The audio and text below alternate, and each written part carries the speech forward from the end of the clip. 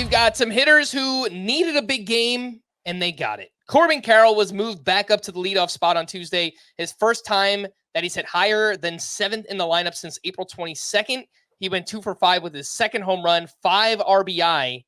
He is batting .211 so far this season. His average exit velocity, 84.9 miles per hour.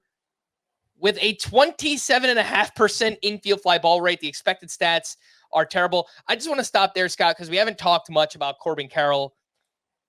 How worried are you, if you are at all? I mean, he's still running. He's got the 8 stolen bases on the year, but the quality of contact, he could just be off. The fact that he has that many infield pop-ups, it seems pretty weird, but what are your thoughts? Well, this is not as simple of a case as Bryce Harper and Jose Ramirez, who we talked about in the previous group. There was a lot of concern, especially you, Frank. I mean, you were one of the loudest voicing this concern about that stretch in the middle of the season last year where Corbin Carroll seemed to be in agony over his formerly surgically repaired shoulder. And it happened twice in the span of a week. We thought, oh, geez, he's out for the year. But then he was back within a couple days. And it didn't happen again the rest of the year and through their long playoff run. But the power production wasn't as good. And that may have just been coincidental. It's not like every player produces the same number of home runs in the first half and the second half. But that it aligned with the shoulder issue, it raised a lot of concerns. And then he gets off to this kind of start after also looking horrible in spring training, I'll point out. Okay, I overstated that. He did not hit a home run in spring training, but he didn't look horrible. He actually hit .315. But he's been horrible, and the home runs weren't there, and the home runs haven't been there as much since those shoulder issues came to light. And it makes you wonder.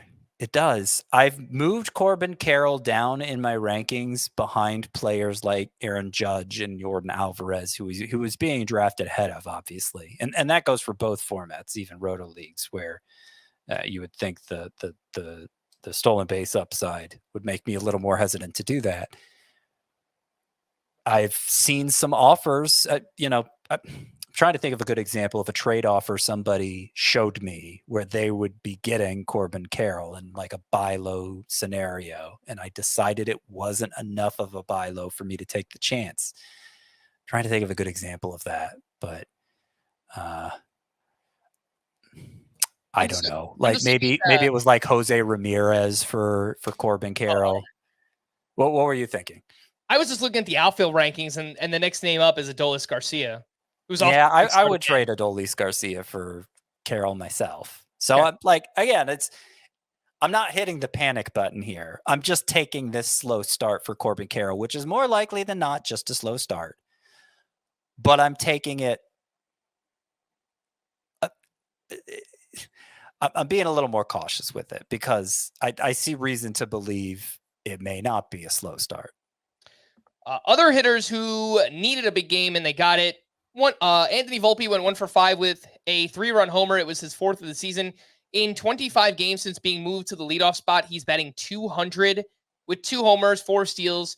Power speed is still there, but 49% ground ball rate, lots of infield pop-ups too. It feels like he might be pressing a little bit. It might be a little bit too much pressure for him leading off for the Yankees right now. Julio Rodriguez went 1 for 3 with 2 walks and his 8th stolen base. Still only has 1 home run on the season. The strikeout rate is up this year. The pull rate is actually way down for Julio. I think that might explain why the power has been down so far this year. Pete Alonso, 2 for 5 with his 9th home run, added 3 RBI. He's only batting .212 with a 742 OPS. The quality of contact way down for Pete Alonso, 85.9 average exit velocity. Thought that was kind of interesting. Vinny Pasquantino went 3 for 5 with a double, 3 RBI. His previous 13 games before this one, he went 143 with only 3 extra base hits. Michael Busch homered for the first time since his 5-game homer streak. And in the 15 games between home runs, 167 batting average with a 40% strikeout rate. Scott, anything you'd like to add on Bush, Vinny P, Pete Alonso, J-Rod, and Volpe? Okay, well, J-Rod, Pete Alonso, high-end players. They've been high-end players since their rookie season. And I don't think anything you could point to right now as a potential red flag I would take particularly seriously. Yes, Pete Alonso's average exit velocity is down. When you're slumping, it's going to be down. And obviously he has not hit for the kind of batting average we expect from him. The strikeout rate is fine. It's about 21%. There's nothing to worry about there. The max exit velocity, fine. He's hit a ball almost 114 miles per hour at one point this season. I don't think there's any reason to believe Alonso is like nursing an injury or that there's anything going on beyond just a rough patch in which he still hits 9 home runs. So it's nice when you have a player whose rough stretch can still include 9 home runs. That's what it means to be a high-end player, usually. Julio Rodriguez, he's got the 8 stolen bases, right? He's not being totally useless here. He's just they haven't delivered up to expectations so far, but not in a way that I find particularly concerning. Everything regresses to the mean, right? I've made this case over and over again. The more concerning ones from this list would be Anthony Volpe, Vinny Pasquantino, and Michael Busch, because they had not achieved to the level they were drafted at. Certainly not Volpe and Pasquantino. Busch, he went undrafted in most leagues, but he got picked up basically everywhere because of that home run binge he went on. So regressing to the mean for them, we don't really know what it means. They're still early enough in his career that I could say we don't really know what it means. But to this point, it would mean less than we valued them as.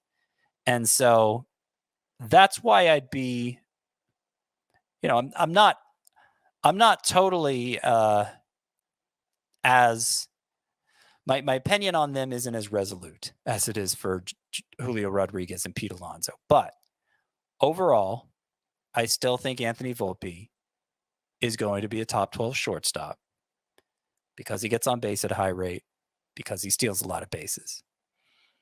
And I think Vinny Pasquantino is going to be fine too. You look at the exit velocity readings for him coming back from shoulder surgery. That would be my main area of concern. They're fine. They're better than they were last year. And he's striking out 10% of the time, walking more than he's striking out. Vinny Pasquantino, everything under the hood looks great. I think he's going to be fine. I'm perhaps even more encouraged about him than Volpe. Michael Busch, I would say buy low on Vinny P in a points league if you could. For sure. I'd buy low on him anywhere. Yeah. Michael Busch, on the other hand, if he's going to be a guy who strikes out a third of the time and walks less than 10% of the time, because he always got reach base at a high clip in the minors, but like the plate discipline is awful for Michael Busch. The plate discipline is untenable for a points league. And I think that's the sort of league where you'd be most likely to drop him anyway. The smaller roster sizes, those are the kinds of leagues where you've got so many pitchers you want to roster and maybe so many injured players too, that you got to find a way to clear roster space. And while I think Busch, I'm still high on him from a broad perspective and think we're going to like where the home run total ends up, the way the plate discipline looks for him, I think makes him somebody you can move on from points league, if only in the short term, to free up roster space. And he was actually one of the 24 players I featured on an article, came out Tuesday. 24 over roster players, guys that are probably okay to drop in shallower leagues. Michael Busch was among them. So he's the one of this group that I would be most pessimistic about.